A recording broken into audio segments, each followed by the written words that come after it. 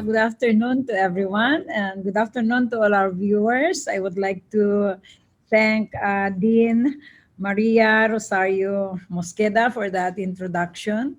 And before we talk about NFA then and now, we have prepared a video that we would like to present for the audience to look and have a walkthrough about the National Food Authority. Thank you so much, and we now proceed to watch the video.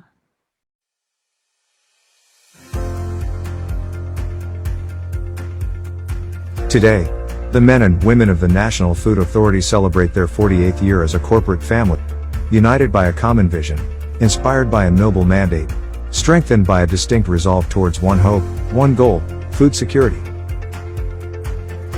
Celebrating NFA's 48th year comes at a most troubled time in a most unique circumstance amid a pandemic, and a rice tarification law that would surely test this agency's continuing journey to public service. Yet no matter what the state and time, NFA's spirit as an important government institution shines. The glory of the past. The birth of the National Grains Authority on September 26, 1972, came at a time when the grains industry was in shambles. It was during this time when the agency triumphantly succeeded in pursuing its mission of promoting the integrated growth and development of the grains industry.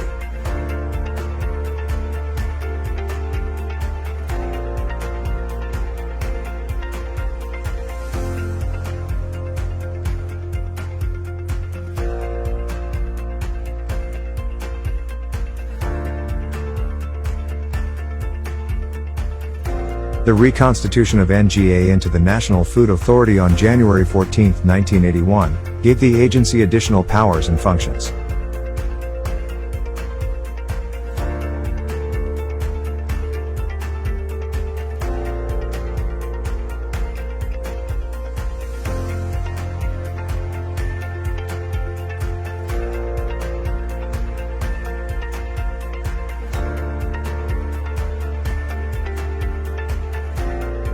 Ensuring food security and stability of the price and supply of rice, the staple grain of the Filipino people, remains the primordial responsibility of the food agency.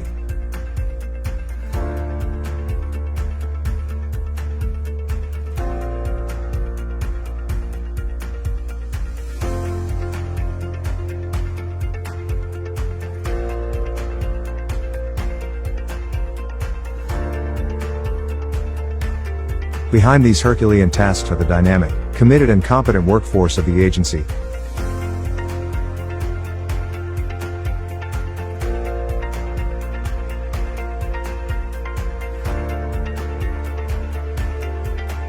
Led by its strong-willed administrators.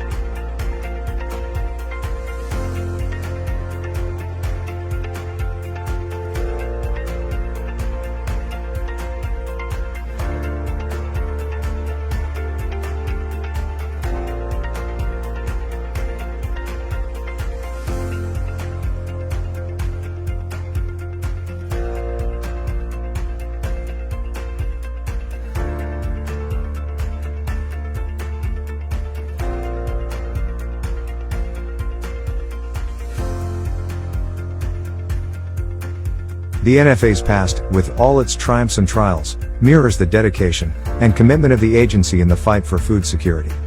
No agency has been given the honor and privilege to fulfill such a noble mission of safeguarding rice, a very precious commodity, and the staple food of the Filipino people.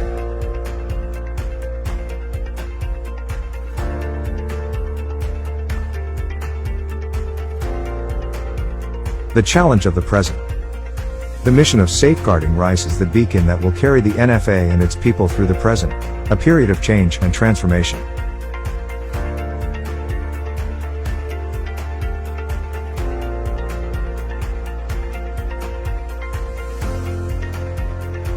Top of this period of change and transformation is Judy Carol L Dansal, NFA's 20th and first woman administrator.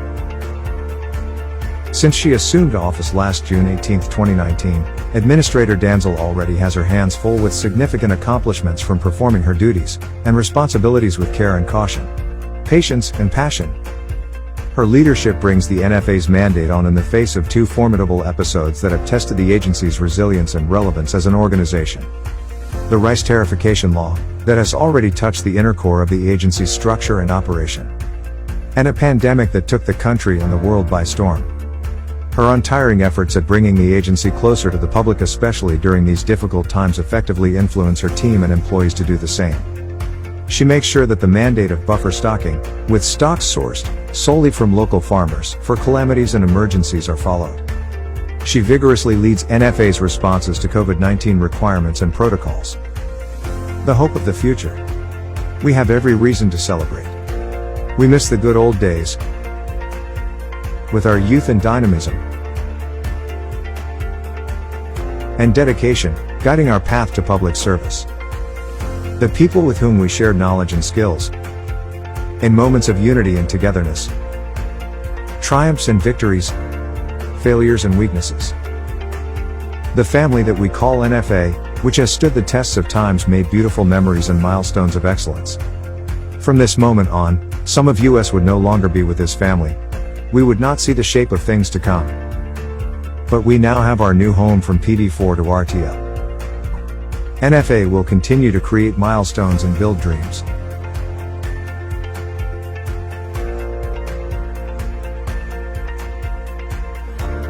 In this new edifice of hope of food security.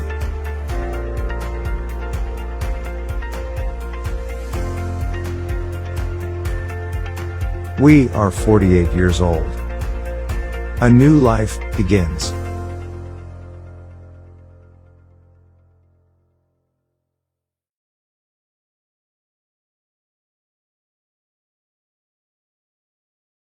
Thank you so much. So we'll now start to talk about the National Food Authority.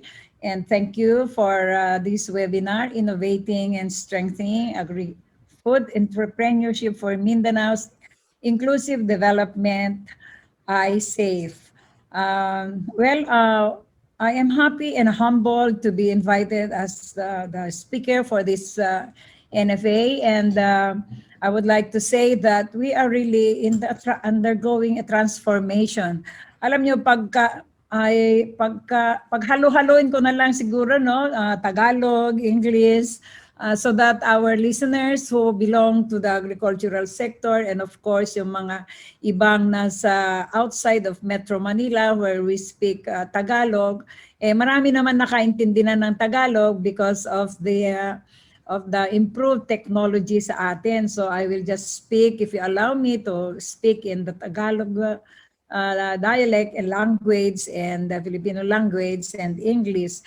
Yung transformation, when we speak of transformation, yung change or pagbabago ng katauhan, National Food Authority is a government agency owned and controlled corporation. Registered siya sa, meron siyang personality, juridical personality. So it is a person. Pag sinabi natin it is a person, meron kayong pagkatao. And I would like to associate doon sa pagbabago ng pagkatao, transformation. Siguro lahat ng ating mga listeners kilala niyo si Rostom Padilla. In the course of time, nagbago ang kanyang pagkatao. So naging baby, gandang hari. So ganun din si National Food Authority.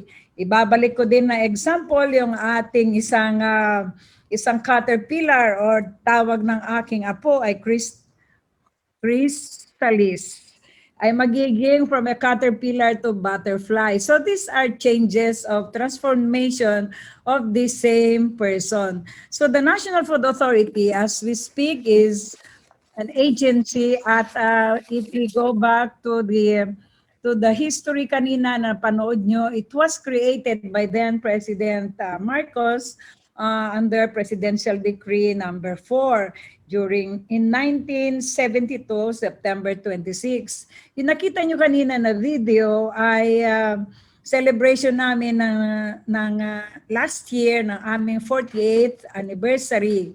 At this year, we will be celebrating by September 26 our 49th year. And by the time that I will go down with the president, or end of the term of the president, on next year, we will be celebrating our golden year as an agency. So dito sa PD4, ang mandate ng National Food Authority ay ang promotion of integrated growth and development of the grains industry. Pag sinabi natin grains industry, it involves lahat ng grains, rice, corn, feed grains, and other grains like sorghum, beans, mung beans, and peanuts. And at that time, when it was established, nag-create si President ng program, yung Masagana program, para magkaroon ng rice self-sufficiency ang ating bansa in 1972. So, naging hindi lang tayo self-sufficient at that time because siyempre during the time of President Marcos, meron siya noon yung population program, yung growth, medyo controlled tayo at that time.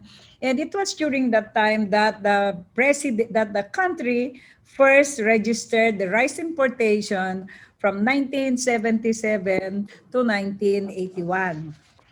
Yan po yung ating NFA.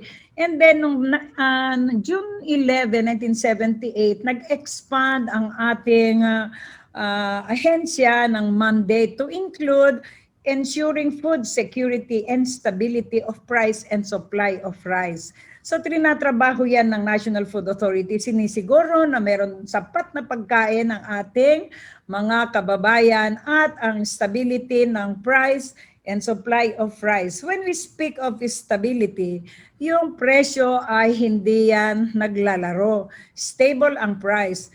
At ang supply ng bigas ay hindi rin nawawalan.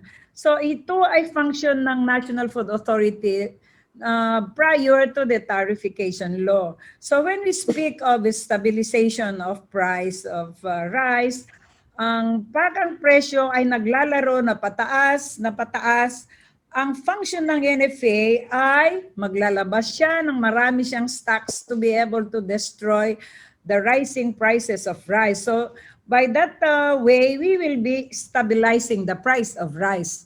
Yun ang trabaho ng NFA. And then, we have the regulatory and supervisory functions of the development of the grains industry. At that time, kapag nag-enhance kami ng regulatory, nagkaroon ng power to issue rules and regulations to discipline or to monitor yung all those that are in the grains business. So yun po ang trabaho ng NFA at that time under that law. Thereafter, in 1981, nag-transform ulit si National Food Authority on January 14, 1981 into a National Food Authority na. We used to be a National Grains Authority. From 1972 to 1981. When we became National Food Authority, ito na po yung nag-transform tayo into a bigger agency. We have increased our manpower because we were into other basic food commodities in the food industry. So this was the time when we already are doing other agricultural and trading other agricultural products. We were not only limited into rice, but we were also tasked under this presidential decree to trade raw, fresh, manufactured, processed, and packaged food products. And likewise, we were into non-grain activities. Pag titingnan natin itong mga functions na ito under Presidential Decree 1770, dito yung creation ng ating kadiwa at the time during the Marcos regime. And the non-grains activities, ito po yung ginagawa ng National Food Authority na nag-i-import po tayo ng mga flour, ginagawa na yung mga flour nagbebenta ng NFA ng mga frozen products, agricultural products like onions, bawang, mga isda, and that was then the creation of the Philippine Fisheries Development Authority kasi yung mga nakukuha nila ng mga isda doon sa mga Philippine government ports ay ibinebenta sa mga kadiwa natin. So that is the function of NFA at up to this time. So kung titingnan natin yung kadiwa na ngayon ay may bago na ulit na ibinabalik under this time where President Duterte wants the delivery of murang pagkain. So in 1980, that was the work of the NFA then galing sa Food Terminal Incorporated. Now, during the term of President Duterte, the first kadiwa that was created was through the initiative and assistance of the government, Department of Agriculture and the National Food Authority, to the establishment of the first kadiwa in Manila with our good mayor, Mayor Yorme Isko. So, yun ang start ng kadiwa, which we are now having again nationwide. So yan po yung ginagawa natin noon. And then in 1985, we had the Executive Order number 1028, the regulation of non-grains activities. So naalis na ulit yung ating non-grains activities. The department then that was created ay naalis na ulit, nag-restructure ulit si National Food Authority.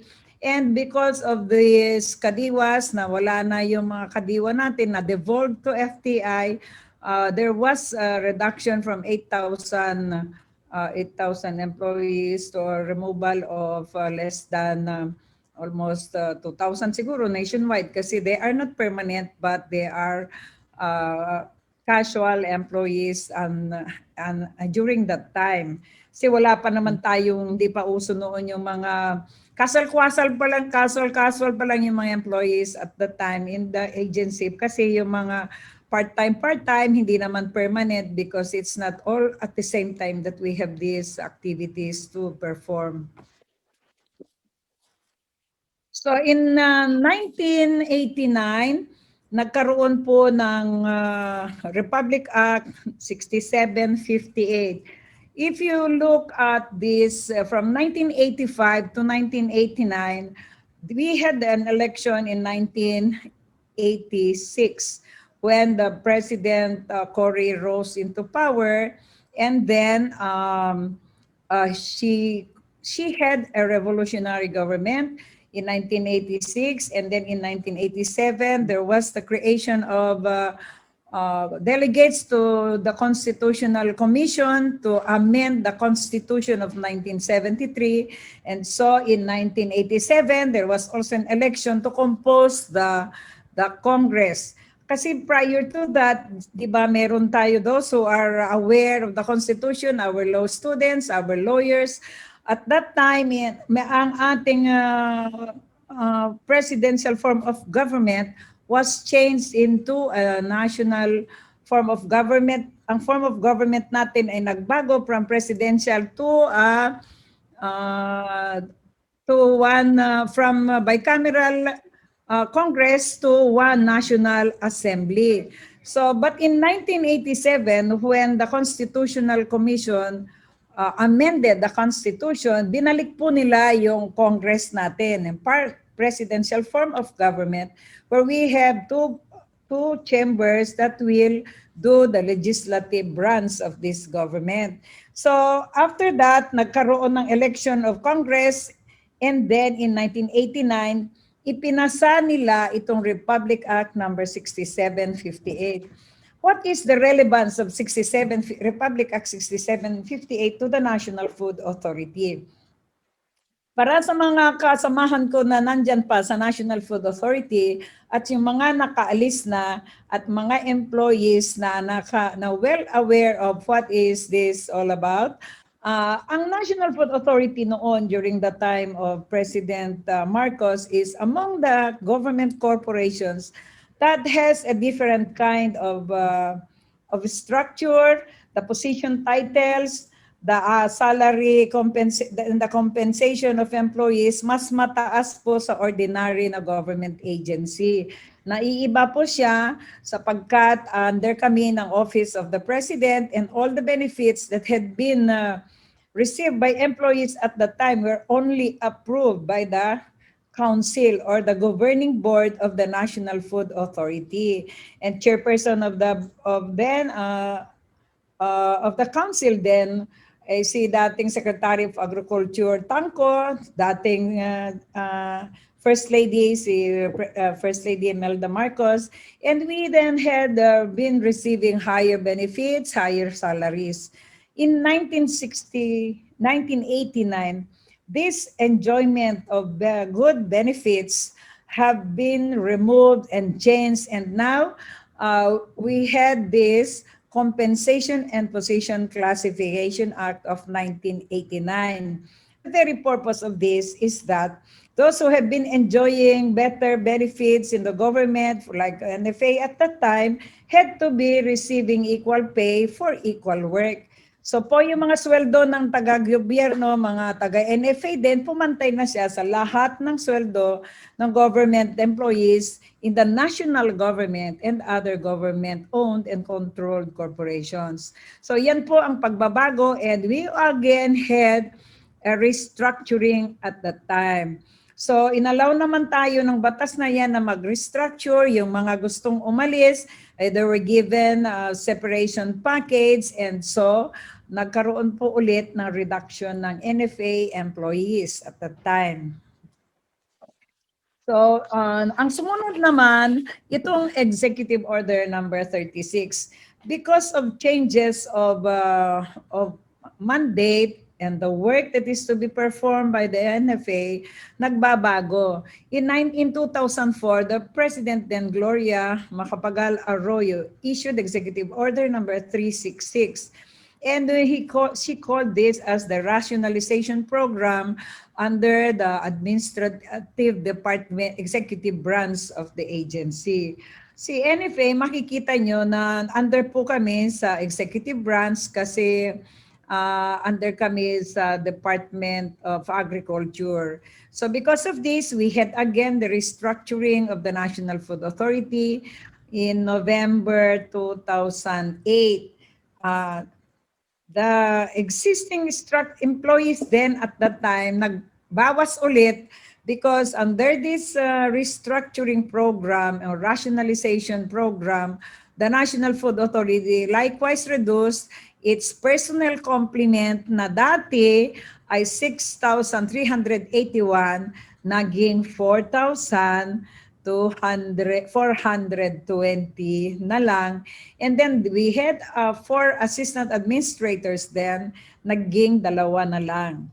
So because of these changes, nagbawas ulit ng empleyado, and there are other employees who opted to retire and they got the benefit or separation incentive package again in 2008. So, iyan po yung mga pagbabago. Now, in 2011, during the time of President Ramos, the Congress enacted again a new law, the birth of the Governance Commission of 2011. Very important itong batas na ito to the National Food Authority, it being a government-owned and controlled corporation. This Governance Commission is a very powerful agency at ang kanyang purpose ay to establish compensation standards of all employees in the government to ensure reasonable and competitive remuneration schemes that attract and retain the right talent. Nagkaroon din ng institutionalized transparency, accountability, financial viability, and responsiveness in corporate performance by monitoring and evaluating GOCC's performance.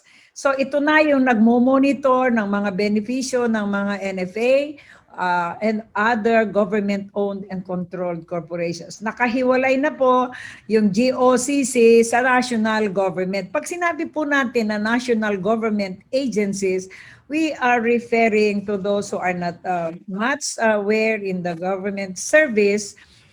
Ito po yung national government, ito yung mga departments under the executive branch, Department of Agriculture, Department of Finance, Department of Health, Department of Transportation, etc. And so, ang NFA and all others are government-owned and controlled corporations. So iba po siya sa mga bureaus under the different departments of the national government. And then this agency has a very powerful act to streamline, reorganize, and merge corporations by recommending to the president also the privatization or abolition of any government-owned and controlled corporation. Likewise, these corporations uh, uh, are now monitored by a board, and the selection of the members of the board is to be screened and scrutinized by the GCG. So they are the ones that oversee the selection and nomination of directors and board of trustees to maintain the quality of board governance. Ito ang napaka-powerful na agency where now the National Food Authority reports, where now the National Food Authority asks for benefits in the event that we want to have and to enjoy another benefit.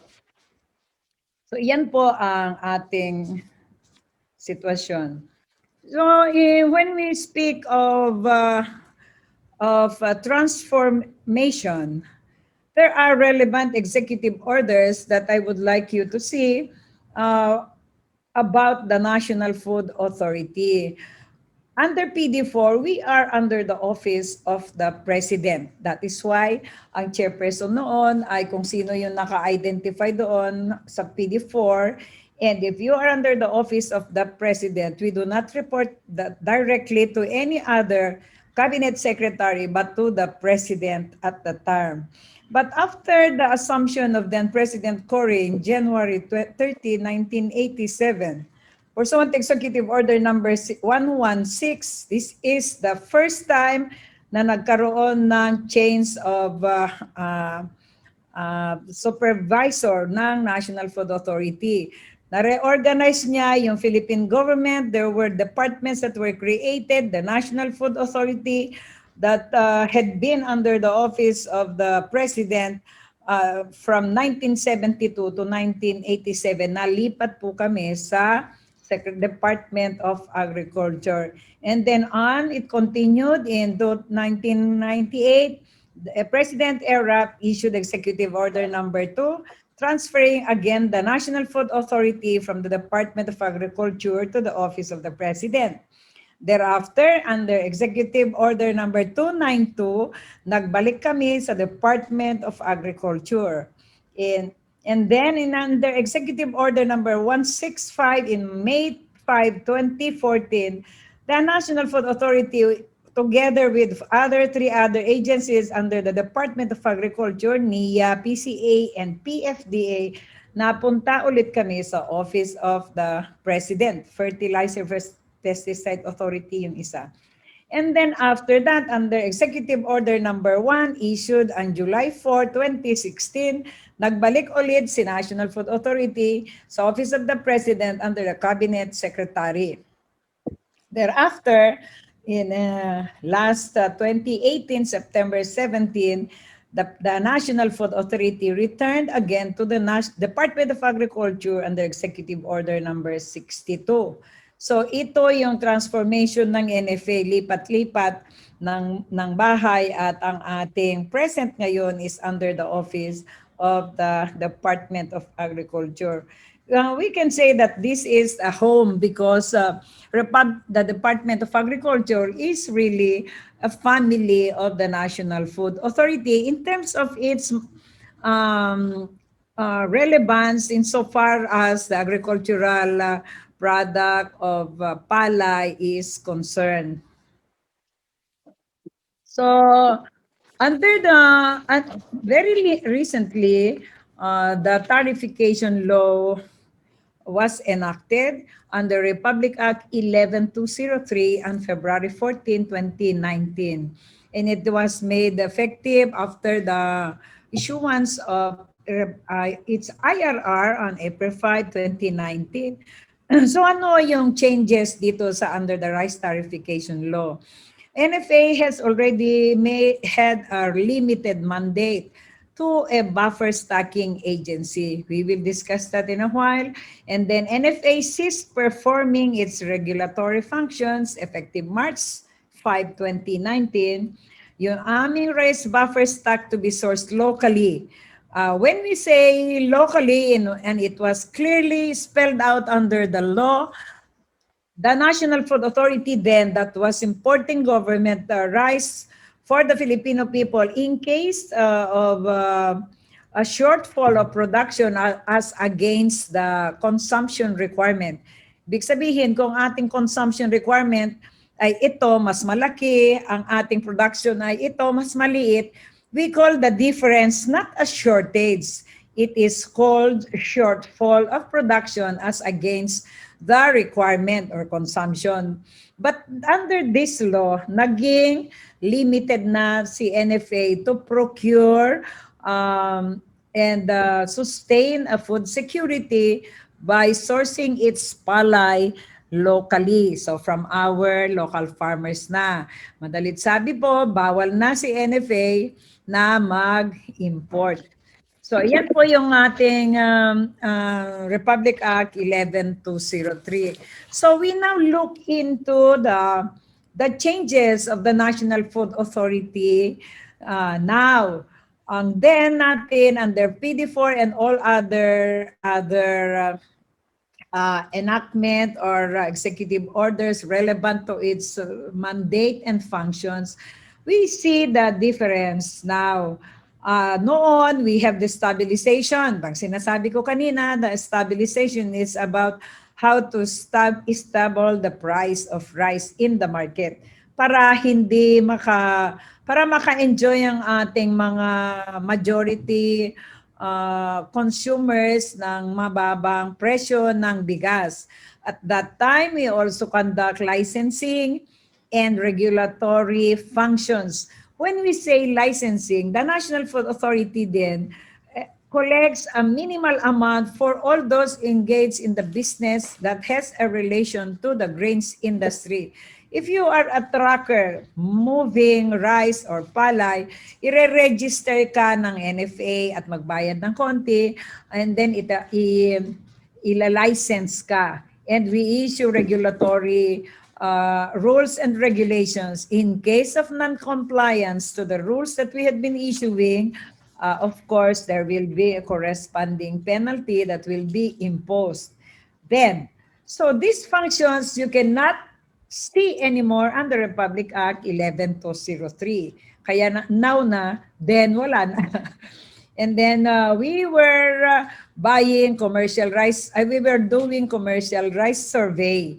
When we do this commercial rice survey, we are also sending personnel that will go outside the market, outside visiting warehouses, determining volume of stocks that are stored in the warehouses of the rice traders, local traders, ilan ang kanilang nai-import, ilan ang laman ng bodega.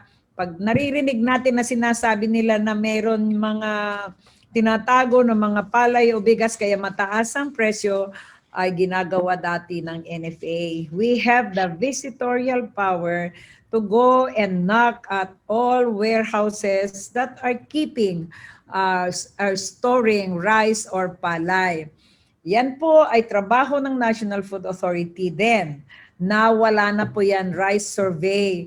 Kaya yung mga iba po, para sa maliwanag, ay hindi na namin ginagawa yan, and that function has been transferred to the Philippine Statistics Office. Ano ang effect now? Maraming nagtatanong kung ano daw, ilan na ngayon ang volume ng bigas na sa bodega ng ating mga rice traders. Ang sabi namin po, hindi na po namin ginagawa yan because binawal na at nilipat na sa National Food sa Philippine Statistics Office. Ngayon, there is also the transfer and implementation of the food safety function of the National Food Authority. Meron po kasi tayo lahat as member of the ASEAN member state, meron po yung pinag-usapan itong mga Asian countries na 10 na dapat ang ating bansa ay magpapasa ng Food Safety Act or batas na pagka inilabas mo yung isang bigas, ibinyahe mo from one ASEAN member to another, dapat you are assuring and ensuring the safety of the commodity or the grain. Ngayon po, nawala na rin po yan sa NFA at nalipat na po sa Bureau of Plant Industry. Ito, pagka nasa Bureau of Plant Industry, we refer to those that are imported or incoming from the different ASEAN countries that are exporting rice, including the most favored nation like Pakistan, India na nagpapadala din ng bigas dito sa ating bansa. So now, buffer stocking function ginagawa pa ng NFA from its birth. And yan ang ginagawa pa rin natin ito. Yung buffer stocking, nag-iipon tayo ng palay, bumibili tayo ng palay, iniimbak sa bodega, ginigiling, and then we distribute. At that time, idinidistribute namin hindi lang sa government agencies, but nagdi-distribute pa ng NFA sa mga grains traders, sa mga rice retailers that are licensed with NFA, rice retailers that are accredited by the National Food Authority to ensure also and assure na meron laging bigas ng gobyerno na safe, mura, at available at all times.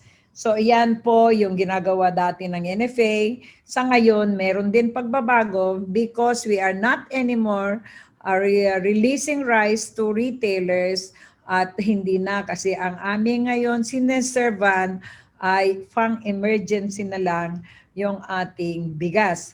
When we say emergency, situations that are not normal. So ano yung situations that are not normal na kakailanganin ng bigas? It refers to calamities, natural calamities, and we had one situation where we had a man-made calamity during the Marawi siege. So yan po ay ginagawa ng NFA na ngayon. And then we have also the rice procurement from local farmers. We had been doing then, and we are still doing now. So namimili pa rin tayo ng palay para sa ating mga farmers, para din sa ating mga consumers during calamities. So ano ang effects ng National Food Authority sa National Food Authority by the new tarification law? Makikita natin at pinag-uusapan hindi lang mga publiko, hindi lang yung mga congressman, hindi lang yung ating mga senators, hindi lang yung mga kasamahan natin sa ibang taga-gobyerno, but also the National Food Authority employees. So ano ang isa sa mga effect? Restructuring. We had reduction and reorganization.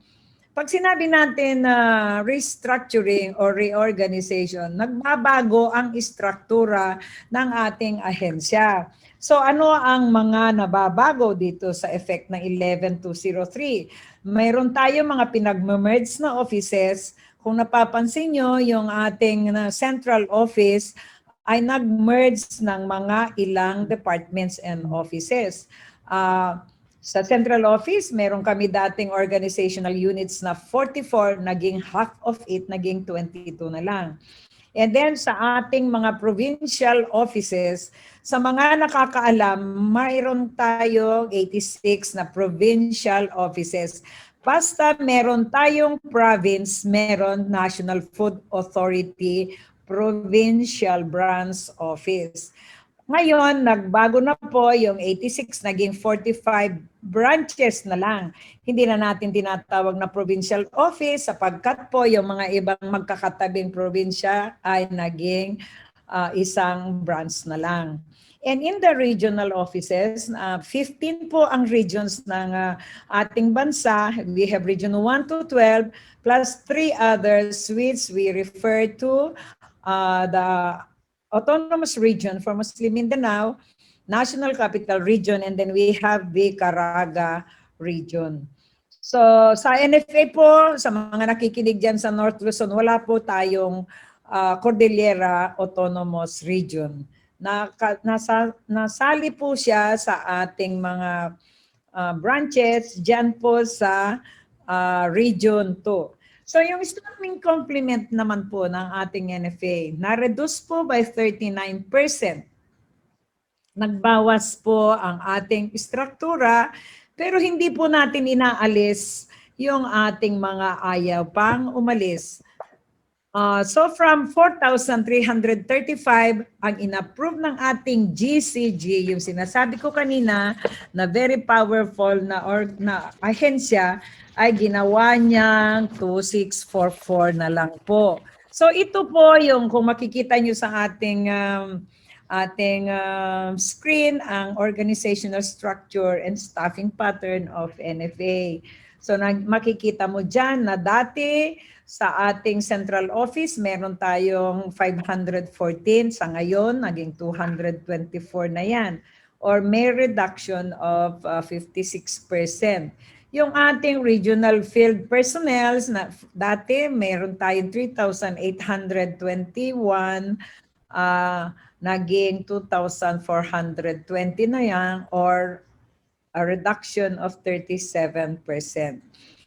Ang total ngayon na personnel complement ay staffing complement. Pag sinabi natin pong staffing, ay yung iba wala pong tao, pero may position.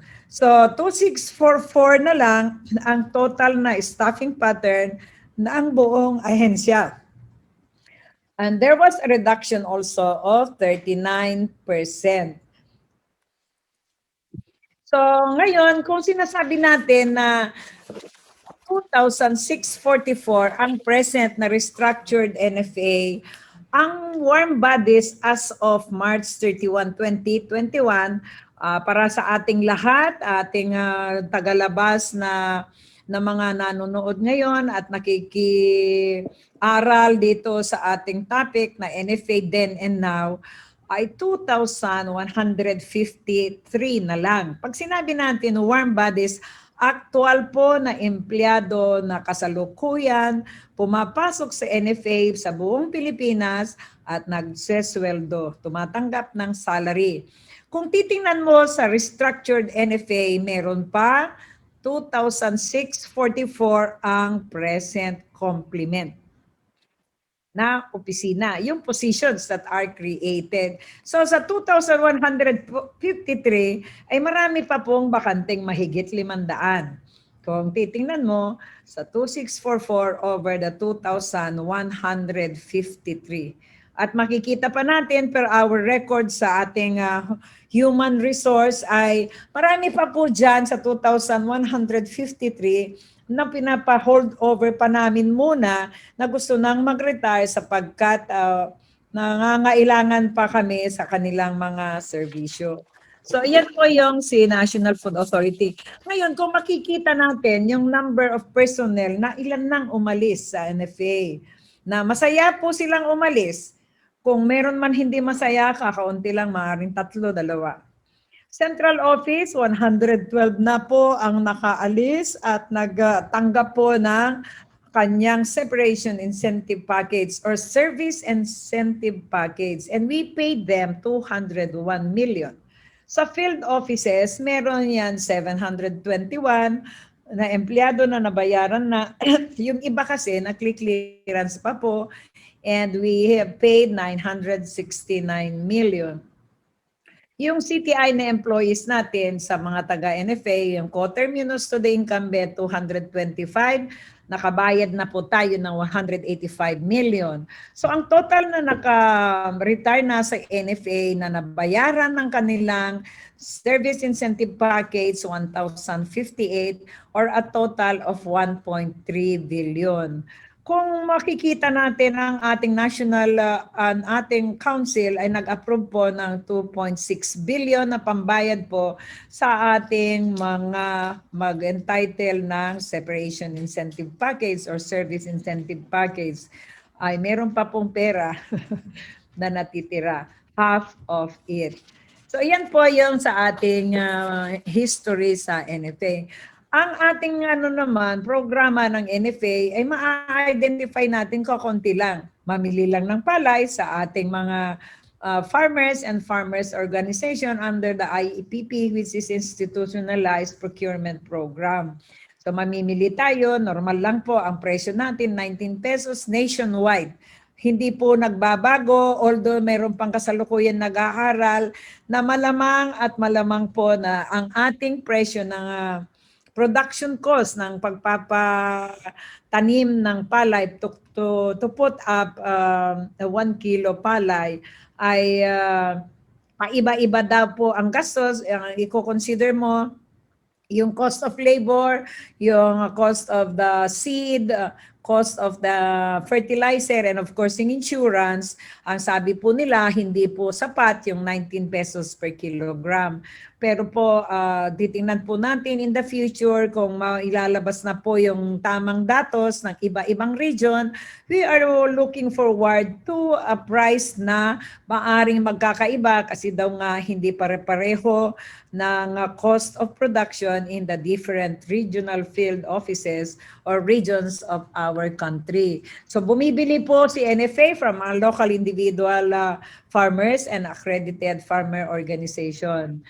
So ano pa ang ginagawa ng NFA?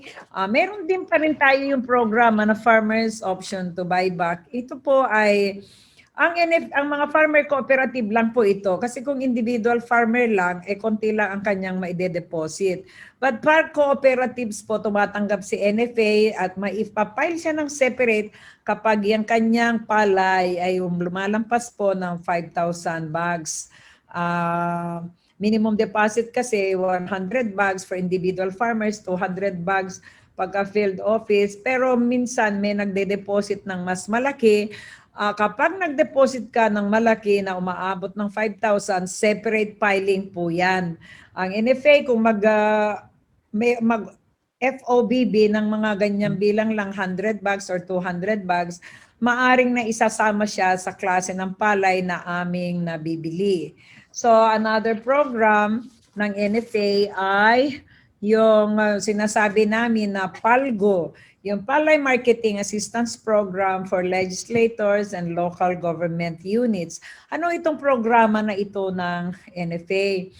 Ito ay kapag ang NFA ay bumili ng palay sa isang probinsya, meron yung mga government units, local government units, Office of the Governor ng isang lugar katulad ng Isabela, example yan, Quirino Province, nagdadagdag po sila ng piso, 2 piso, depende sa presyo ng palay sa kasalukuyan at dinadagdag nila yun sa per kilogram na ibebenta ng farmer. Tulong po yon ng local government unit sa kanilang mga farmers. And we are encouraging this because ang NFA hindi niya basta-basta maidagdagan ang presyo ng palay pag namili kami. But what we do is we coordinate with the LGU na kung pwede sila magdagdag para sa kanilang mga constituent na farmers and farmer cooperatives. At meron kaming mga kasalukuyang programa dyan sa ating mga LGUs at yun nga ang laging hindi pumapalya po sa Isabelas governor. So kaya lagi tayong meron itong programa na ito. And we hope that with this program, we are inviting other local government units to follow the same program to be able to help your respective farmers and farmer cooperatives in your areas. So yun po ang ating pamimili po ng palay. Sa ngayon po, simplified naman po yung magbenta ng palay at hindi totoo po yung mga sinasabi nila na mahirap magbenta sa NFA. Dito ngayon sa panahon kasi ng pandemic, iniiwasan po natin yung violation ng social distancing. Kaya yung iba po, ini-schedule natin ng pag-deliver nila ng palay sa NFA. Or kung yung palay nila pinipick up ng NFA, ini-schedule po yan. At dito kayo magpa-schedule sa nearest na provincial branch office. Branch office ng NFA. Para sa ganon, maiwasan po natin yung nagkakalat tayo o pumipila na aarawan o nauulanan dito sa ating lugar kung saan namimili si NFA or sa buying stations ng National Food Authority. Na-simplify na po natin yan. Sumunod po tayo sa sa repeal law ng mga maraming mga requirements na hinihingi. Ang National Food Authority po ay bumibili ng 200 bags sa isang individual farmer. Wala ng requirement maliban sa certification na farmer siya doon sa barangay niya. And of course, siyempre yung kwalifikasyon, ang klase ng bigas na kanyang ibinebenta ay palay pala, ay ano naman, yung quality niya, dapat po sang-ayon sa standard ng National Food Authority. Itong ahensya na NFA, maraming nakikilala na parang mga hindi bumibili ng palay ng farmer, mapili sa klase ng palay na binibili. Kasi po, para sa sinasabi ko ulit kanina, ito pong bigas ng NFA ay buffer stocking. Pag sinabi natin buffer stocking, stock, bilhin, stock mo, and then igilingin at ilalabas kung may emergency. Hindi, sino naman ang may gustong biktima ng bagyo o kalamidad na bibigyan natin ng hindi magandang klase at bagong giling na bigas? Hindi po tayo naggagawa yan, kaya nga po tayo ay medyo kailangan sumunod tayo ng quality standard ng ating palay kasi hindi natin pwedeng itago yung ating mga basa na palay na para hindi bilhin ng NFA sapagkat po may purpose tayo sa buffer stocking na to pang kalamidad. Ang ating mga farmers, kung sakali man lang na mayroon kaming hindi nabibili sa inyo po, marami naman pong remedyo, lalo na pagka kayo ay nabiktima po ng bagyo. Ang hindi lang NFA po ang sumusuporta sa mga farmers, ang nating Department of Agriculture ay sumusuporta sa mga hindi na pwedeng bilhin ng NFA.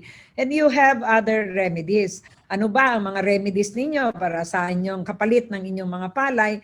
Nagbibigay po ng gobyerno ng libreng seeds, libreng fertilizer, at meron din pwedeng mag-claim sa insurance, crop insurance, and then yan po ay mabebenta din naman yung mga farmers para sa mga ginagawa na parang pagkain ng hogs. Hindi lamang po NFA sana ang inyong nirereklamo sapagkat may ibang ahensya ng gobyerno natin na magtitingin po o magkaroon ng kapalit ng mga nagastos ng ating mga kasamahan na farmers sa nabagyo na kanilang mga palay or pananim. So iyon po ang atin at na-minimize na natin yung hirap o proseso, sinasubmit, picture, wala na po lahat yan.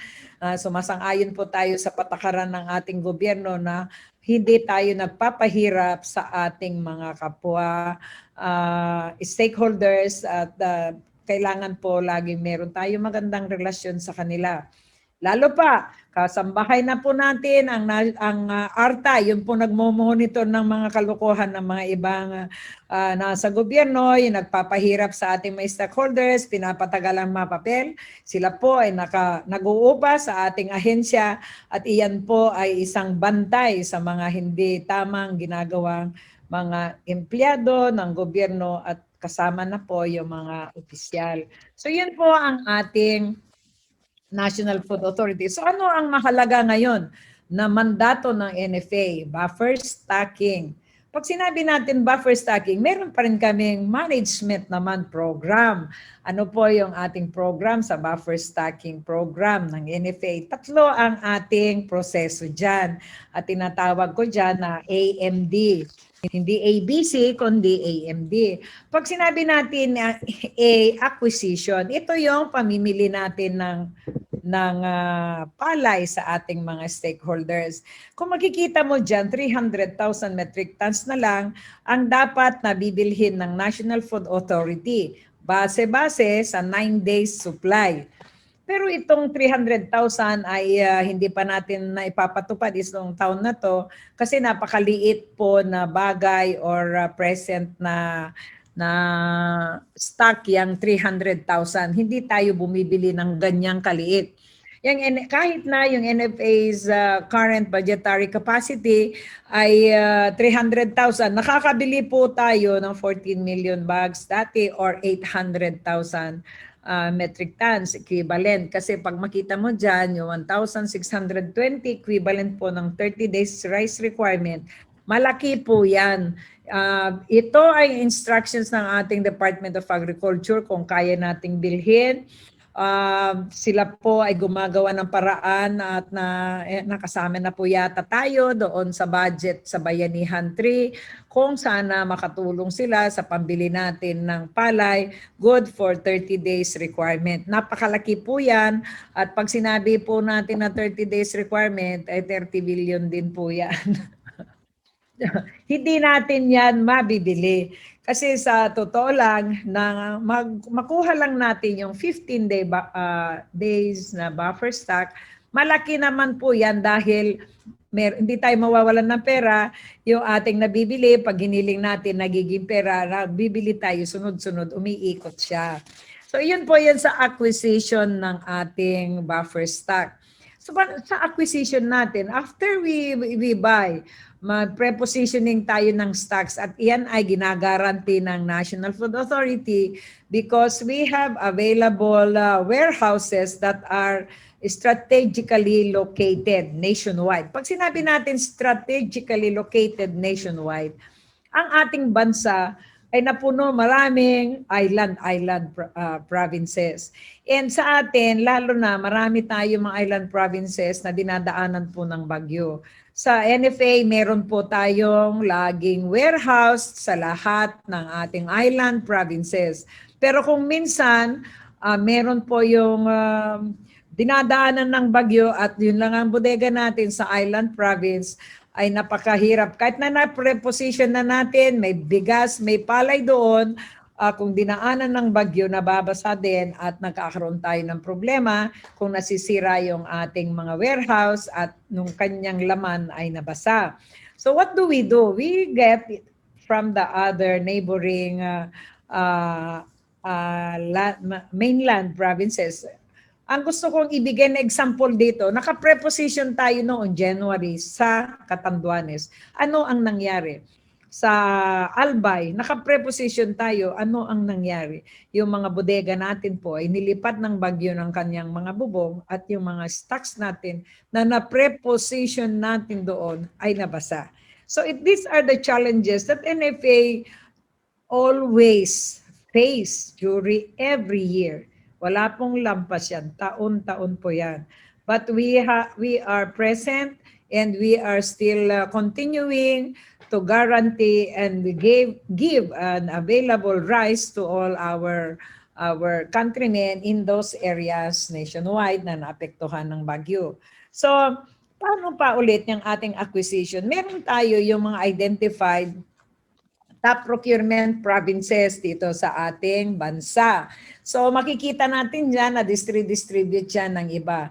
Sa Iloilo, Alacapan, Cagayan, Occidental Mindoro, Cagayan, Palawan, Isabela, Camarines Sur, Nueva Vizcaya, Nueva Ecija, North Cotabato, Pampanga, Masbate, Sorsogon, Zamboanga del Norte, Zamboanga del Sur, ba't walang Zamboanga del Sur dyan?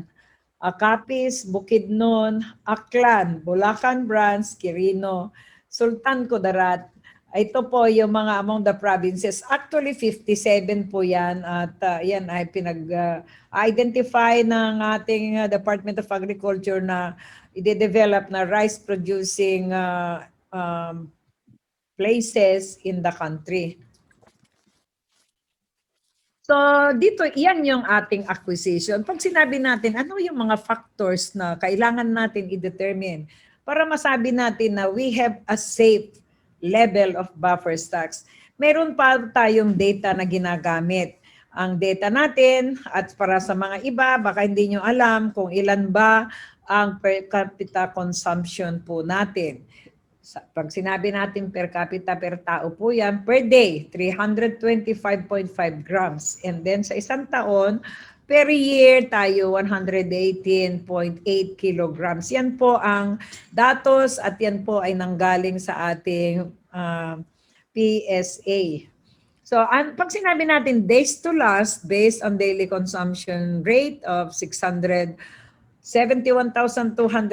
bags or 33,564 metric tons. Ang pinag-uusapan po natin yan sa daily consumption requirement Yan po ay kung ang yan po ay lahat ng kinakain pala ng Pilipino sa ating bansa araw-araw po, daily consumption rate. So, kapag ang NFA ay nagpakain ng 671,280 bags or 33,564 bags, ay papakainin niya ilang araw lang base sa present stock position ng NFA, mga 7 araw lang. But hindi naman po NFA nagpapakain ng buong bansa. Marami po tayong rice traders kasi ang NFA hindi niya binibili lahat ng palay na ibinebenta ng ating farmers or kaya marami pang imported na pinapasok ng ating traders. So, kapag naman ang days to last based on ating average daily sales, ibig sabihin pinagbabasehan po namin kung ilan ang mabenta namin sa isang araw ay mahaba pong araw ang pagpapakain ng National Food Authority at hindi tayo po mauubusan. So, ano naman ang share ng NFA sa procurement as against production? Ang ating actually yung target niya na 10.48% ay iyan ay target na procure sana natin or 480,000 metric tons as against 4,580,000 metric tons noong January 2021. Yan po ay production estimate. So 10.48%, malaki po yun. Hindi rin makayang bilhin ng NFA dahil po kapag mataas ang presyo ng palay ay ang ating mga rice palay traders and the different areas of our country ay po nabibili nila. Kapag hindi na sila bumibili, ito naman po si National Food Authority at hindi rin naman po tayo nauubusan. So yun po ang ating acquisition sa ating buffer stock. And of course, solely from the local farmers. Pag nandito naman tayo sa maintenance, ito yung ibig sabihin, we maintain stocks in good and consumable condition. Pag sinabi natin good and consumable condition, hindi po pang animal, hindi po pang aso na sinasabi nila dati na ang bigas ng NFA ay para sa aso namin. Hindi po yan totoo sapagkat marami pong bumibili ng bigas ng NFA at yan po ang idinidistribute sa ating mga consuming public at lalo na itong panahon ng pandemic ay wala naman po kaming natanggap na reklamo patungo sa quality ng ating bigas. So ano ang ginagawa ng NFA? Yung to maintain a good stocks and consumable condition, nagkaroon na tayo ng protocol.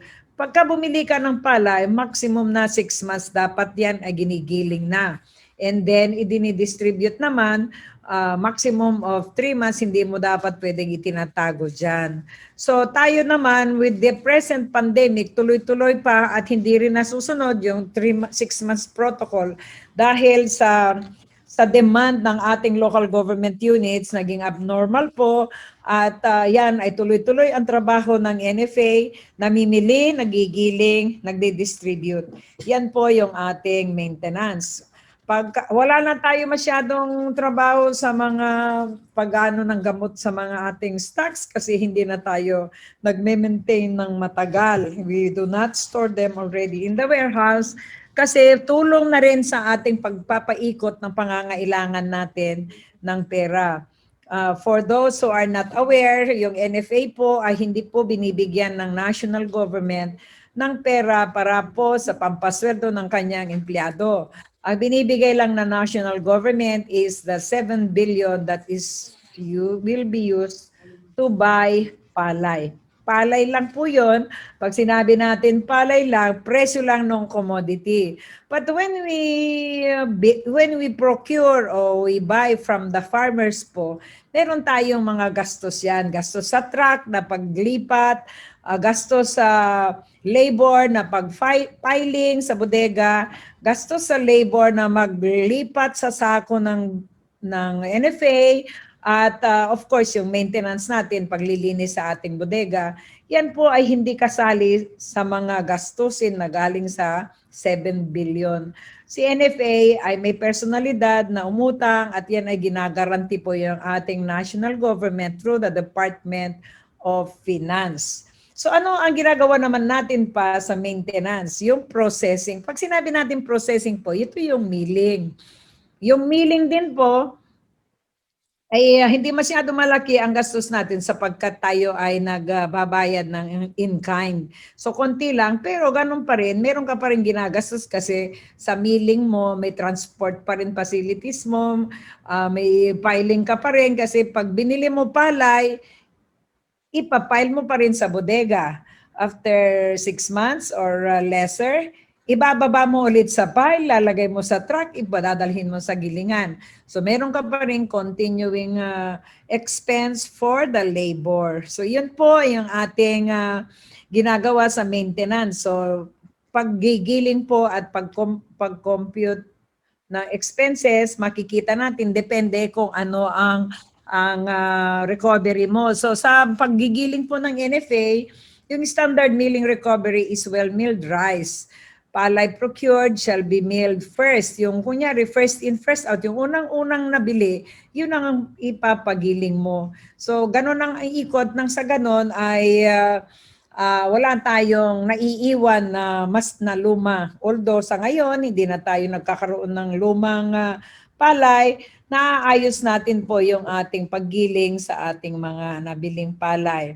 So, yun po yung ating ginagawa at tayo po ay nagpapagiling sa private millers sapagkat yun po ay mga klase din ng mga negosyante tungkol sa grains industry at ang NFA naman ginagamit pa rin natin yung ating existing NFA owned facilities bago natin itap yung ating private sector. Pero sa volume kasi ng ating existing facilities at saka sa kalumaan na din, nagprograma na rin tayo na bili tayo ng ating bagong where ay rice mill in some areas of the country. Yan po yung ating maintenance. Ngayon, yung pangatlo, yung ating distribution niya. As I have mentioned, yung distribution natin, wala na po tayong dinidistributan na taga-retailer na dating accredited ng NFA. Ang ating ginagawa na lang po ay for emergency use, where rice releases in response to emergencies to support disaster relief programs of the government. So sino na lang ngayon ang ating mga binebentahan? Yung ating government agencies, local government units, private institutions involved in relief operations, and then nakakapag-donate din tayo kapag ito po ay inapprove ng ating council. So yung donations, hindi po general natin ginagawa po ng NFA yan. In the last year, there were donations that were given by the National Food Authority Council doon sa situation na katulad kanina, kung nakita nyo yung rice-producing countries, doon sa North Cotabato noon, nalindol po yung ating mga farmers, yung mga bahay nila. At alam nyo, kahit na walang kaugnayan sa farm, yung pong mga farmers natin po ay nag-focus sila ng attention sila sa pagpapatay ng kanilang mga bahay. Ganon din sa Digos o Davao del Sur.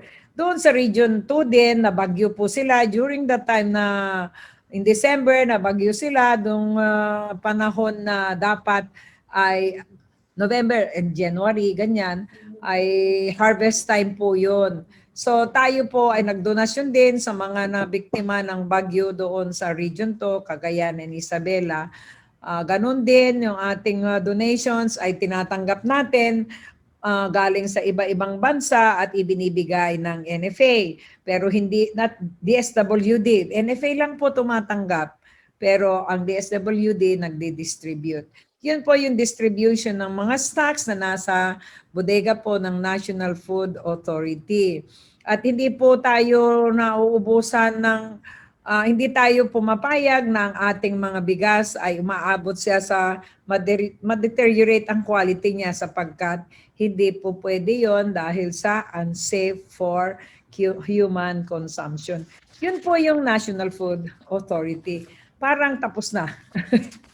Meron pa ba? So So, ito po yung National Food Authority. So, sa ating mga tagapakinig, saan man kayo maabot, I am happy for the College of Agriculture of the Xavier University kasi po you are encouraging young farmers. At yan po ay pinagtutulungan din ng Department of Agriculture at ating mga state colleges and universities. At marami po sa atin ang nakakarating, hindi lang po yung farmer, marami pong farmer na very successful. Hindi na tayo sa ngayon ng sitwasyon na farmer lang, mahirap ang buhay, hindi po. And when we become successful to our fields of choices, ay tayo po ay dapat ay laging dinadala tayo ng ating pagkatao, yung ano ba sa akin kasi gusto kong iwan ito sa inyo, sa ating mga tagapakinig, ang ating pagkatao. Yung define ko itong attitude kasi gusto kong iwan sa inyo at sana maalala nyo ako lagi. Pag sinabi natin attitude, di ba yung pag-uugali ba?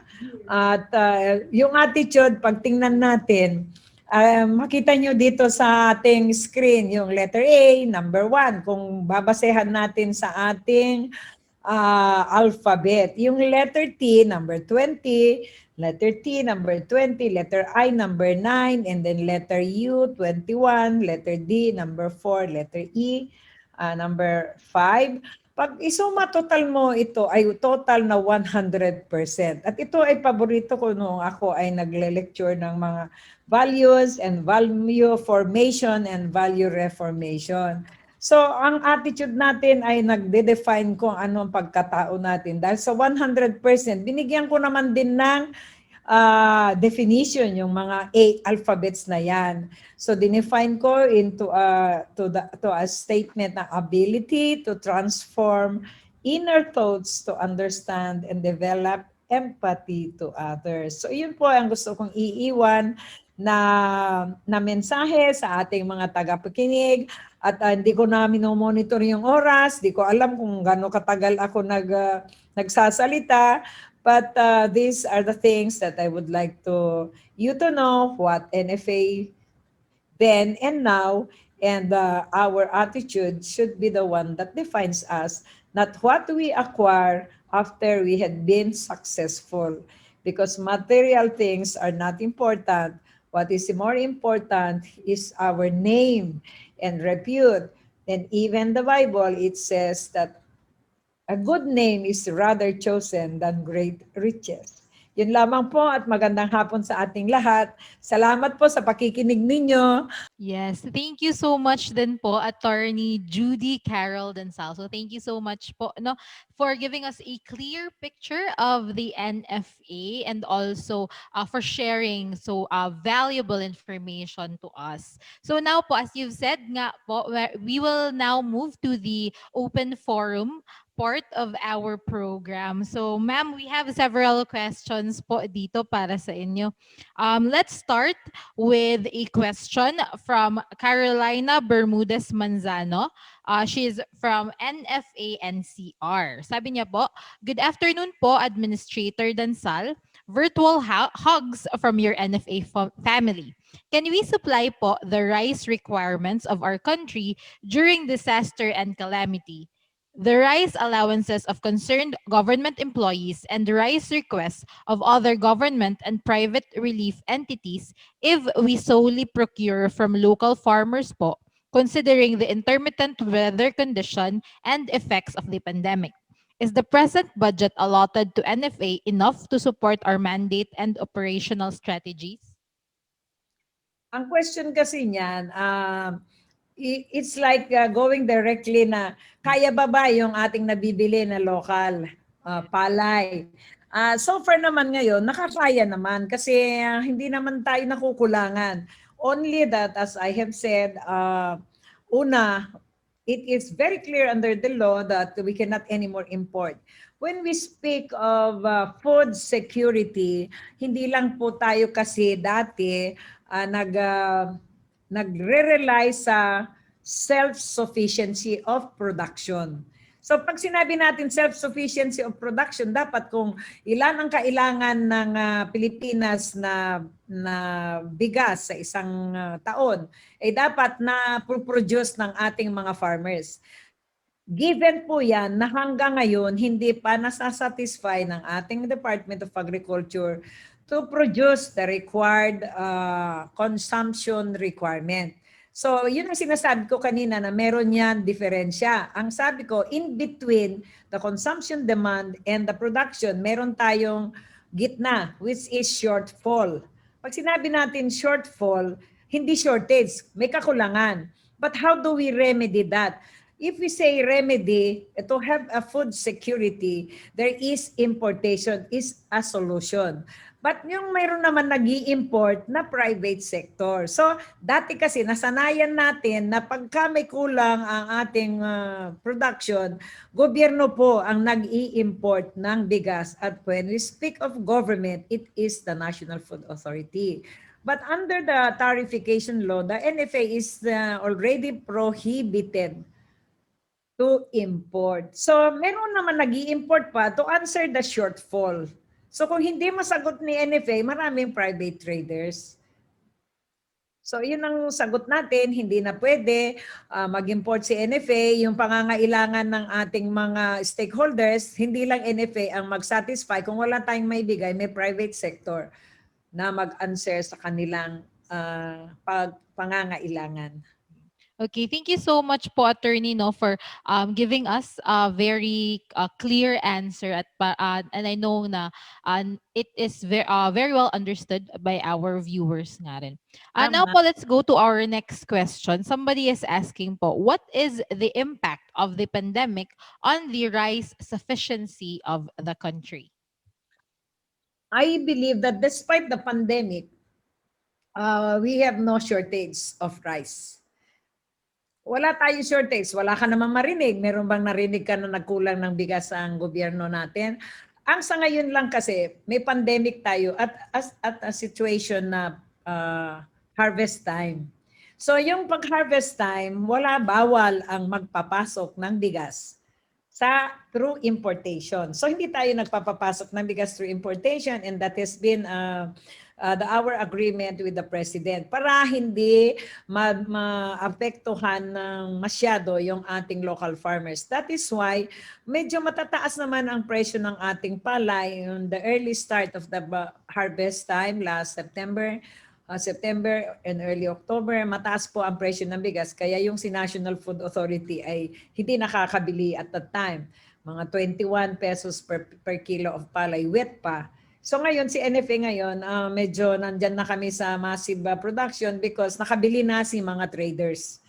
And hindi rin nag-i-import ang traders at that time dahil bawal po sa ating pagmamanage ng importation with the Department of Agriculture through the BPI. I see. Thank you so much, ma'am, for that. Now let's go to our third question. This is what are the effects of the changes in NFA's functions to the farmers, local rice traders, and rice retailers? Isa-isahin natin. So ang local farmers ang NFA naman ay we continue to buy. Katulad ng present ko kanina sa then and now, we continue to buy from the local farmers. At ang local farmers, kung bumili kami sa local farmers, sa paniniwala din po namin, hindi pa rin sila nalulugi sa per kilogram na cost of production nila. Pero mas masaya naman ang farmer kapag mataas ang presyo ng palay sa labas. Ang iba lang kasi ng mga ibang farmers ay mas gusto din nilang magbebenta din sa NFA, and we are happy also on that. Pero mas mataas ang presyo ng commercial traders na bumibili directly from the farmers. So ang amin ay hindi naman siguro masyadong affected yung ating mga local farmers, pero kung affected sila, gusto nila mas marami ibebenta, siguro lagi nilang tinitingnan na dapat si gobyerno dagdagan mo ang pambili ng NFA ng palay. So yun lang ang sa kanila, sa mga farmers. Pero sa mga traders naman, parehas lang naman kami sa traders.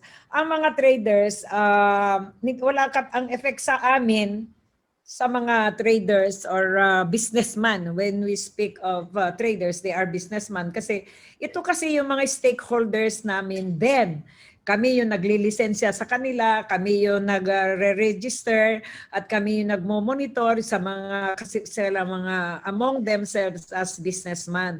Pero nung nawala na si National Food Authority ng regulation, hindi na namin sila napapakialaman. Minsan, ang kanilang nakikita nila, at sila din naman ang nagsasabi sa amin, na parang yung na-dislodge din yung kanilang organization, yung hindi na sila isa, kung sila nagko-compete sa kanilang mga business, na dati naman ay hindi.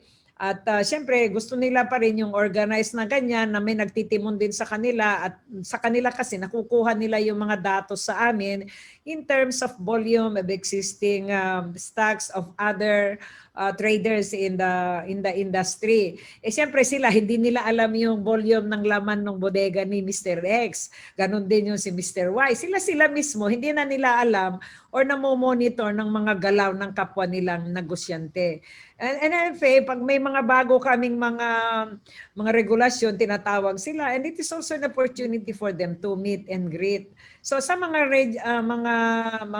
great traders natin, yun ang nakikita ko na effect sa kanila. And for NFA naman, walang kami ng kita. Kasi nagbabayad sila dati ng licensing fees and of course registration fees. At ang naka-epekto din sa kanila pati sila mismo among those great businessmen, hindi din walang makapagsabi ngayon kasi hindi rin yata nila license ng PSA sila. There is no one agency of government that regulates. They also want that they should be regulated. They also want that there should be an agency that monitors them or issue rules and regulations among them. But of course, that is the function of NFA that was removed. So hindi kami pwedeng makisawsaw. And they know also the volume of, yung kung sino-sino yung mga may truck, mga ganun-ganun, walang magbibigay ngayon ng datos sa kanila so far, siguro because of the transition period pa lang naman namin with the PSA. Hindi nila mababago ng minsanan at that time nga, dapat July of last year pa na-transform yung function na yan, yung mga monitoring of commercial stocks. January lang naging effective dahil wala din silang personnel to do the function. So dito naman sa aming retailers, hindi na kami nagdi-distribute din ng mga bigas sa retailers ng volume kasi nga yung iba, yung areas lang na nasa mga isla-isla, yun kami, pinakikiusapan kami ng local government units na kung pwede, yung mga retailers din nila, ma-issuehan namin sa kanila na limited volume para may bibilhan na mura ng kanilang mga constituents in those areas which we allowed. At pinapagbigyan namin po sila para ibenta, hindi sila for purposes of profit, but yung kanilang accessibility ba ng murang bigas. Yung access nila, yung kasi yung mga retailer, sanay mga consuming public na pumupunta sa palengke, meron retailer dati ng NFA. So gusto ng mga LGUs like for example Catanduanes, like in Batanes, mga ganyan, mga isla-isla na maliliit, gusto nila na mabigyan namin yung kanilang ng kanilang mga retailers, maliliitan, hindi katulad dati na 100 bags sila, mga limang bags, ganun lang, para meron mapuntahan ng kanilang mga constituents in those areas.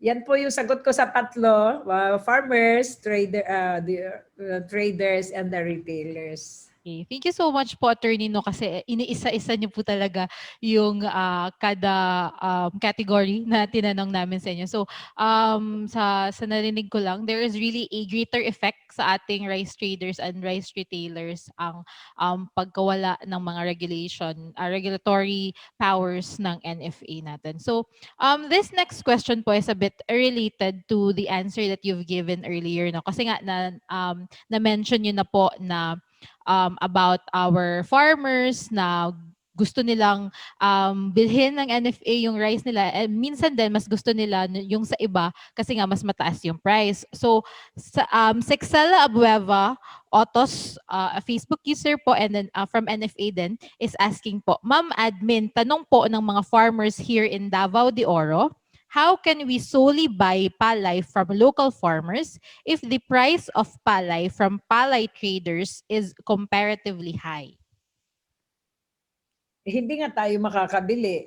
Kasi unless na kahit mas mataas yung presyo ng mga traders, kung yung ating mga farmers ay sa NFA gusto nila ibenta at kung sila ay walang sasakyan para mabili ng ating ahensya, kami po ay nagpa-budget ako ng cost ng truck na mag-pick up para makuha at that will favor both the NFA and the farmers. Kasi siyempre nakasanayan na din nila, siyempre at saka kami naman naghihikayat din kami na ang mga farmer magbenta kayo sa amin. Kung ang diferensya lang ng presyo ng trader, kasi pag sinabi mo mas mataas, meron naman mas mataas, 5 centavos lang, 10 centavos lang. At mas mataas nga sila sa 19 pesos o 19.10, 19.15, ganun. Eh kung gusto mo ibenta sa NFA, farmer ka, sabihin mo sa opisina namin sa NFA, sabi ni Administrator Dansal, may cost kayo ng pwede mag-pick up ng aming palay kasi gusto naming ibenta sa inyo kahit na mas mataas sa trader kasi gusto din namin meron palay at magiging buffer stock dito sa ating lugar, dito sa Davao de Oro, sapagkat in case of calamity, iyon ay food security po nila. So sa akin po, meron akong pina-approve na cost of transfer na pangbayad ng truck na kukuha, mag-pick up. Yun po ay tulong ng National Food Authority po para sa ating mga farmers. Yes, 'di ba? Sa ating mga farmers diyan, we have sabi nga ni Attorney Dansal, meron pala ang NFA merong cost of transfer. So pwede kung magbebenta kayo sa NFA, you can have the transfer fee no shouldered na by NFA. So hindi na kayo mahihirapan doon. Gusto din So natin actually talaga ganun, Joanne, dahil alam mo, ang aking kasing panghikayat sa kanila, yung kunting 10 centavos mo lang, ibenta mo na lang sa NFA. nga. Kasi sabi ko, pabor sa inyo na katulad dyan sa Davao de Oro, dyan sa lapit sa Digos yan eh. Kung di ako nagkakamali, ay siyempre ang ano yan, Lindol naman ang malapit sa kanila. And maganda na meron tayong buffer stock in every place where there is a farmer selling rice ay palay to NFA para meron buffer stock sa kanila mismo. Hindi mo na ililipat sa ibang lugar. Yun po sana ang ating gustong gawin.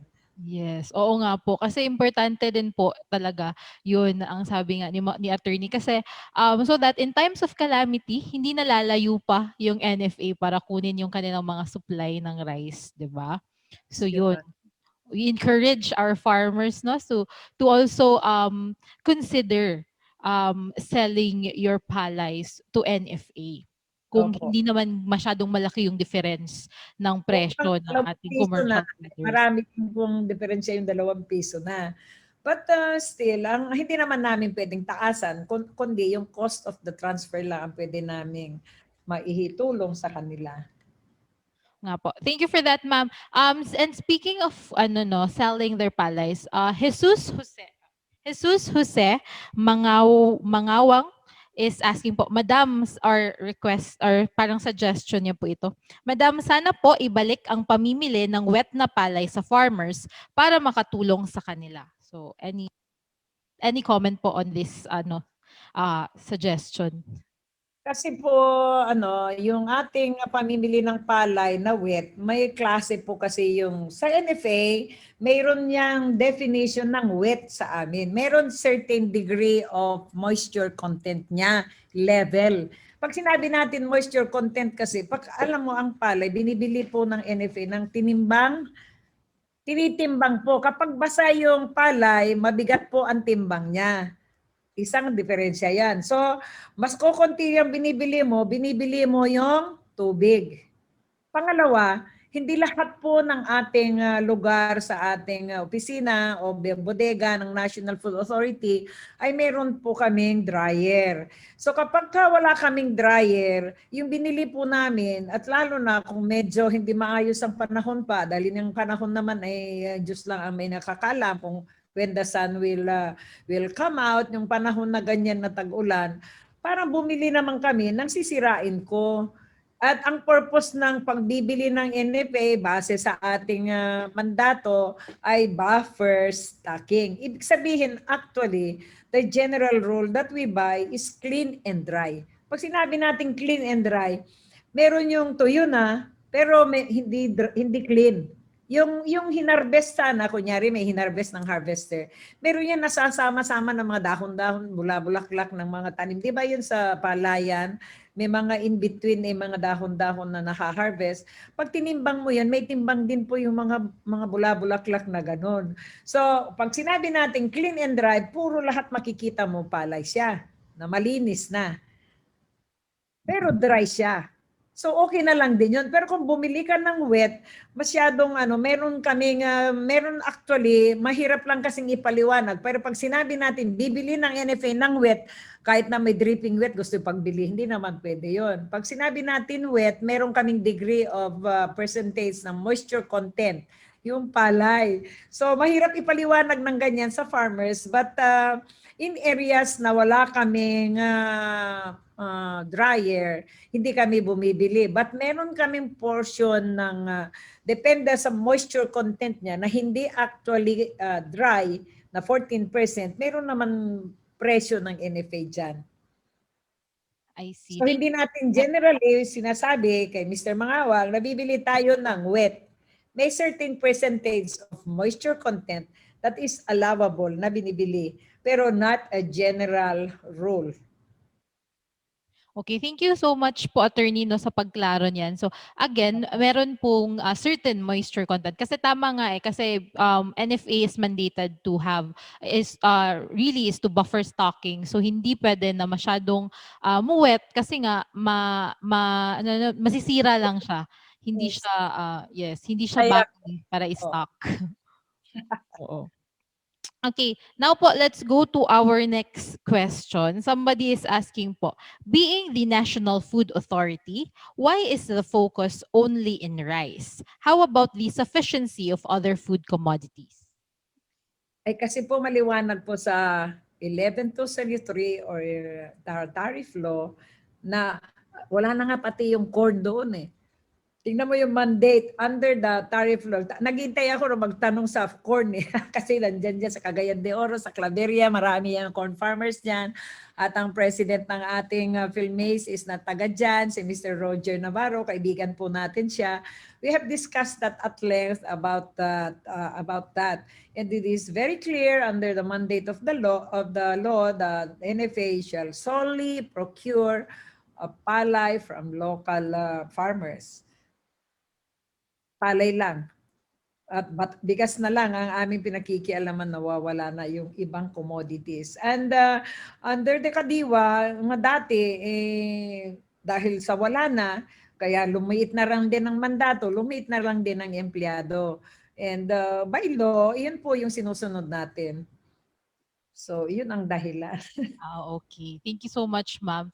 So that yung law pala talaga really supersedes the yung ibang mga past na mga regulate or mandates ng NFA natin. And speaking po of Sir Roger, actually speaker po namin siya last week sa webinar kasi nga he talked rin po about corn.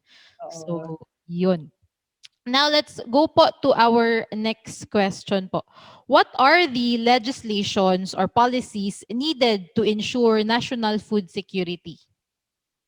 National food security ay marami naman pong sinusulong ng ating ang ating Department of Agriculture. In fact, lately mayroon nang napagkasunduan kasi last Tuesday and Wednesday nagkaroon tayo ng National Food Security Summit na nag-participate ng lahat ng nasa industriya, at napag-usapan kung ano ang mga plano-plano na dapat maitutulong sa mga farmers natin and fisher folks. When we speak of food security, hindi lang po naman bigas o palay pinag-uusapan. Pinag-uusapan natin yung availability of all other agricultural products, yung reasonableness of the price, yung ating mga pwedeng pagtaguan kung sakali, di ba, kung nagkaroon tayo during the pandemic, kahit na meron yan talagang maraming available agricultural products noon na manggagaling noon doon sa Benguet province.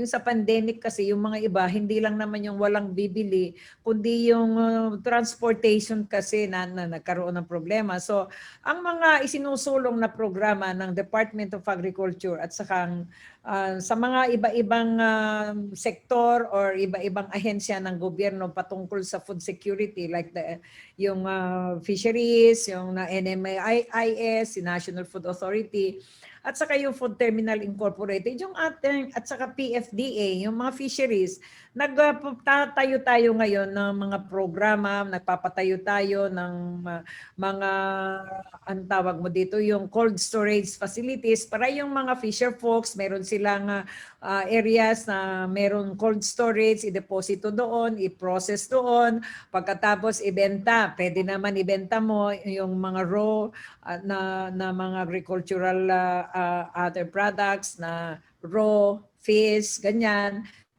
Sa cold storage facilities, marami tayong programa at binanggit-banggit na ating mga Committee on Agriculture chairmanship ni Senator Villar doon sa Senate at si Congressman Enverga sa Congress, sa House of Representatives, yung mga isusulong nila na pangtulong sa ating fisher folks and fisheries. Kasi pag pinag-usapan natin ng food security, lagi yung availability and reasonableness of the price. No, anong may tutulong ng gobyerno kahit na ang dami-dami mong naani or nakuha na fish, masisira lang kung wala tayong capable na cold storage facilities, transport facilities, yung ating buyer consumers, yung ganon, yung mga traders. So inililink lahat yan. At hindi lang yung legislative agenda ang pinaghahandaan ng ating Department of Agriculture, ang pinaghahandaan natin ay yung mga establishment of facilities to ensure food security. Sa National Food Authority, ang ginagawa po namin to sumulong dyan at to support that food security ay yung aming pagpapatayo din ng mga bagong warehouses at saka rice mills and dryers. Yung ating kasing mga warehouses, mga matatagal na. Pagka nakita mo kanina yung video, 48 years na si NFA, mag-49 na this year. Ang ating mga napatayo na facilities ay madali nang masira ng bagyo. And ngayon, ang mga pinapatayo ng National Food Authority na ngayon na structure or warehouses are those that can endure the strength of the wind that hit at that typhoon Haiyan or si Yolanda in Tacloban and Region 7. Kasi yun ngayon ang klase ng bodega na ipapatayo natin to assure the public in that area kung saan natin maipatayo yung sinasabi natin na strategically located na warehouse na capable of the wind, the very strong winds that hit the country lately. So yun ang support ng NFA. Babaguhin natin yung ating bodega, papatitibayan natin sa kahit na magbagyo ay hindi mabibiktima yung mismo nandyan sa lugar na typhoon path na yan. I see. Thank you so much po, attorney, for that. And we look forward, no, dun sa mga warehouses na ipapatayo ng NFA that can withstand talaga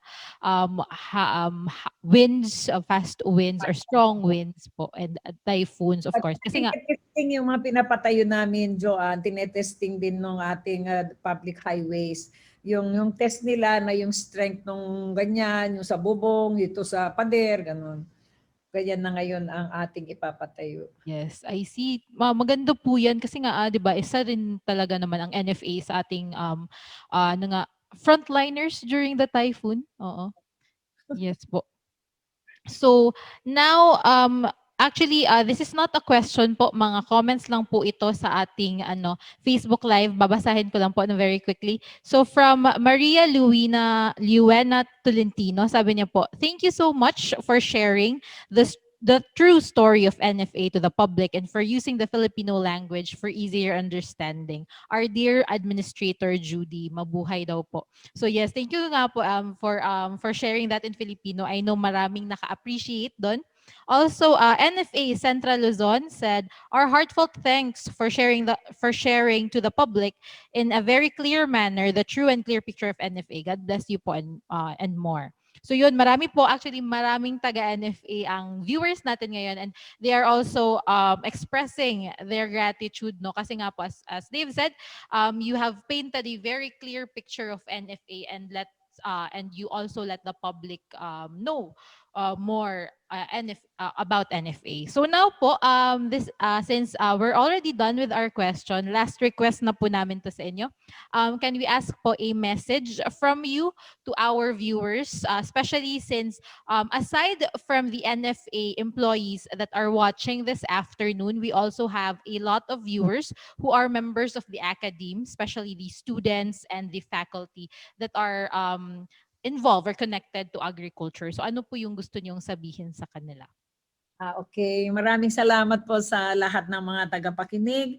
Yung sa nasa academe, alam niyo po, yung malalaki ang mga lugar or areas na undeveloped pa dyan sa mga different state universities and colleges.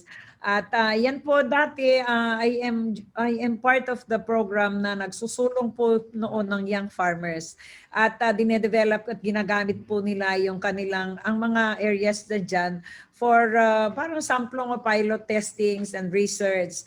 And we really support that. For those students who are taking yung agricultural engineers, yung mga agricultural engineers, marami pong empleyado ng National Food Authority. In fact po, yun sa mga paggagawa po ng mga qualification standards ng mga agricultural engineers, inayos po namin dyan, nagtulong ako with the mga commissioners dyan sa PRC para makatulong ako so that hindi maagrabyado yung ating mga graduates of agricultural engineers, ano ba yun yung professional? Basta yung agricultural engineers, kasi kailangan po ng National Food Authority considering that ang NFA po ay may mga post-service facilities po kami. Dati kasi po, yung bago ako nasa HR ako nung araw, pag sinabi engineering position at ang nakalagay po siya doon saan yung engineering department, hindi po naka-spell out noon kung sino si agricultural engineer, sino si civil engineer, at sino si electrical engineer. And we gave certain percentage for those engineer positions sa mga agricultural engineers kasi po kailangan ng NFA para sila ay makatulong sa pag-maintain ng aming existing facilities. Yun po doon sa mga concern na ganyan. Dito naman sa ating mga empleyado sa National Food Authority, kung meron kayong mga pag-aalala pa, nakita nyo kanina yung ating personal complement at saka yung staffing pattern, marami pa pong bakante. Sa present na employees ng National Food Authority, kulang pa tayo to fill up the total 2,644, mahigit 500 po ang wala ang babakante. Kasi present position natin, present work force natin ay marang 2,000 ilang something lang, 2,100 plus lang, marami pang 500 bakante. Ang akin lang, hindi ko masasagot po ay yung mga iba pang nasa National Food Authority na hindi qualified sa mga qualification standards. Ayun po ay wala akong magagawa sapagkat yung qualification standards ay meron tayong ahensya ng gobyerno na nagsasabi na ito ang kwalifikasyon ng ganito isang posisyon. At we had given all the opportunities for our employees to, of course, to qualify themselves. Yung hindi naman po pwede ngayon na kung hindi ka qualified sa ngayon, ay i-hire pa kita kasi wala naman akong otoridad na ganon. But may mga opportunities pa naman na pwede mong i-enhance your qualification mo. At yan naman ay hindi natin pipilitin na fill upan, pero hindi naman kita kayang sagutin na dyan ka muna sa National Food Authority. But hindi tayo mauubusan ng placement, marami tayong empleyado. Ang problema lang kung ayaw ng empleyado na lumipat sa iba-ibang lugar kung saan yung vacancy is. Under the restructuring that we are doing presently, yung ating pong pagpipili ng empleyado ay hindi po natin ina-advertise po sa labas. Kailangan maipwesto muna lahat ng empleyadong kasalukuyan sa loob ng ahensya saka tayo mag-hire sa labas. Pero inuulit ko, kailangan yung empleyado na natitira, kwalipikado po siya sa mga bakanteng position. Yun lamang po sa atin. Sagot na yan.